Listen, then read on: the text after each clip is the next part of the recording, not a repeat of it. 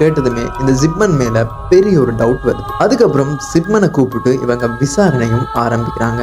அப்போ சிப்மன் சொல்லக்கூடிய விஷயம், எனக்கு எதுவுமே தெரியாது, இந்த ஒரு உயில் வீட்டை இருந்தது கூட நீங்க சொல்லித்தான் எனக்கு தெரியுது அப்படின்னு சொல்லி குறிப்பிட்டார். போலீசாருக்கு மேலும் மேலும் இவர் சொல்லக்கூடிய பதில்கள் ரொம்பவே குழப்பத்தை உருவாக்கிக்கிட்டு இருக்கு. இந்த ஒரு கேஸ்ல என்னதான் நடந்துச்சுன்றது இதுவரைக்கும் தெரியாம போலீசார் குழம்பிட்டு இருக்கிற போதுதான் இப்படியே இந்த கேஸ் போற போது ஒரு நாள் கிரண்டியினுடைய பிள்ளைகள் வீட்டுல இருக்கும் போது கிரண்டியினுடைய கம்ப்யூட்டரை இவங்க செக் பண்றாங்க. அப்படி செக் பண்ற போது அதுல ஒரு கடிதம் ஒண்ணு டைப் பண்ணப்பட்டிருக்கு. அந்த கடிதத்துல இருக்கக்கூடிய விஷயம், நான் அதுக்கப்புறம் எந்த ஒரு வைத்தியர்கிட்ட போறேன்னாலும் பயத்தோடையே மக்கள் போக ஆரம்பிக்கிறாங்க.